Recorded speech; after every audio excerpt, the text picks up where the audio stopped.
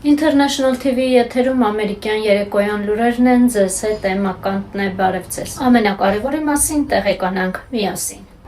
Ֆլորիդայի IRS-ի աշխատակիցները ձերբակալել են Ամերիկայի քաղաքացու։ Սոցիալական ցանցերում հայտնվել է սկանդալային կադրեր Ֆլորիդայից։ Կալիֆոռնիայում մի խումբ էմիգրանտներ հրաժարվում են բժշկական օգնությունից։ Ամերիկայի քաղաքացիություն ստանալու հանդիսավոր արարողության ժամանակ տեղում հայտարարվել է, որ մի խումբ քաղաքացիներ իրավասու չեն ստանալ։ Նրանց զրկել են քաղաքացիություն ստանալու իրավունքից, ասելով, որ առաջնորդվում են երկրի անվտանգության նկատառումներից ելնելով։ Նախագահ Թրամփը Վենեսուելայի նախագահ Մադուրոյին կոչ է արել լինել աչալուրջ եւ ենթարկվել ԱՄՆ-ի օրենքներին։ Հիշեցնենք, որ Վենեսուելայի նախագահն այժմ գտնվում է Նյու Յորքի բանտում։ Նա մեղադրվում է թմրանյութերի ապօրինի վաճառքի մեջ։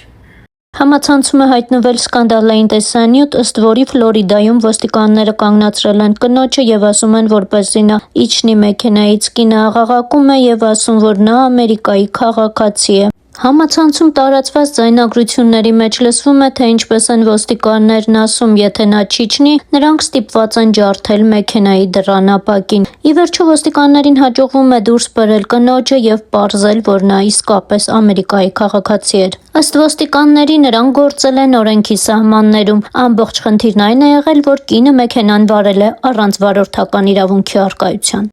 Կալիֆոռնիայում խուճապ է տարեց, կանայք հրաժարվում են բժշկական օգնություններից։ Ստեղծված խուճապի պատճառը IRS-ի իրականացրած ստուգումներն են։ Տարեցներից շատերը նույնիսկ հրաժարվում են դուռը բացել համապատասխան աշխատակցի այցելության դեպքում։ Այսօրվա համար նախատեսել էինք այսքանը, կհանդիպենք վաղը, ցտեսություն։